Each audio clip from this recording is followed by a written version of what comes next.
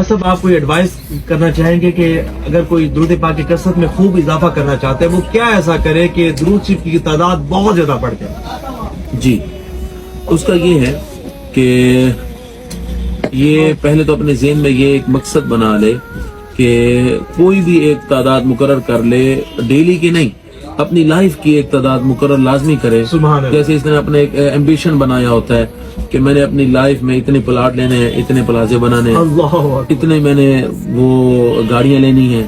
تو اس طرح کا جو معاملہ ہے اس کے ذہن میں یہ چیز ہونی چاہیے کہ میرا درود شریف کا اتنا ٹارگٹ میں نے اچیو کرنا ہے. سبحان اللہ. تو یہ جب تک ٹارگٹ نہیں بنائے گا تب تک اس کی باقاعدگی نہیں آئے گی. اب اس کے اندر اس کے اپنی مصروفیات پر ہے کہ آیا کہ وہ اس میں روز کتنا پڑھ سکتا ہے. اپنی مصروفیات کے مطابق اس کی تعداد کو خود مقرر کرے، اور اگر اس میں تعداد میں اگر وہ کمی بیشی ہو جاتی ہے تو اس میں بھی پریشان ہونے کی نہیں ہے، ضرورت نہیں ہے. لیکن یہ کہ چاہے تھوڑا پڑھے لیکن مستقل پڑھے.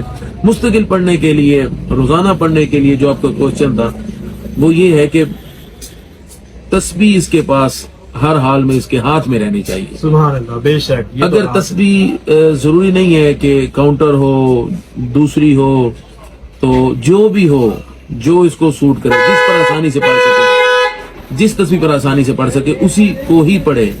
لیکن تسبیح ہاتھ میں رکھے، جب جیب میں رکھے گا اس کے ذہن میں خیال آئے گا کہ یہاں سے فری ہو کے جیب سے درود شریف والے کے لیے تسبیح پڑھنے کے لیے نکال لوں گا، تو نہیں ہو سکے گا. وہ 5 منٹ 7 منٹ کے بعد وہ ٹائم نہیں آئے گا. بس اگر ہے کاؤنٹر چھوڑ دے، کر لے اپنا کام، لیکن کاؤنٹر ہاتھ میں رہنا چاہیے.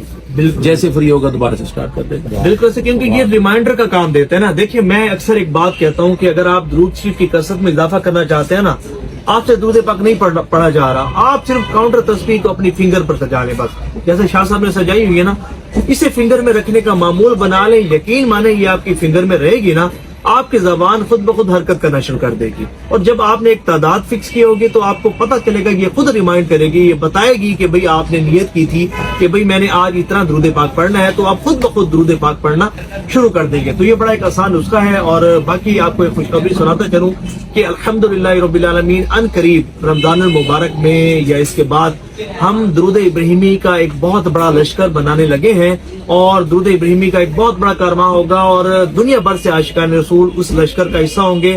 اور انشاءاللہ درود ابراہیمی کی بہت خاص ریاستیں، بڑی ریاستیں، اجازت کے ساتھ ریاستیں، اور ایسی خاص ریاستیں کہ ان کے ذریعے آپ جو ہے وہ جادو جنات کا علاج بھی کر سکیں گے. اور اللہ نے چاہے اس کے ذریعے جو ہے آپ پریشانیوں سے، مصیبتوں سے، تکلیفوں سے، ٹینشنوں سے، دکھوں سے، غموں سے، اللہ نے چاہا تو آزادی بھی آپ کو نصیب ہوگی.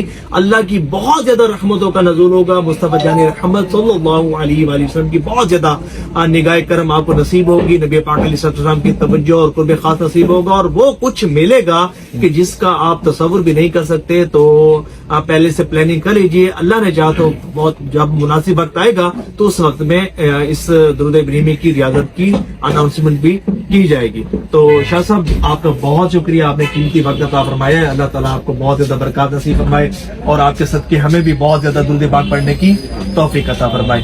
آمین یا رب العالمین. صلو علی الحبیب صلی اللہ تعالی علی محمد صلی اللہ علیہ وآلہ وسلم.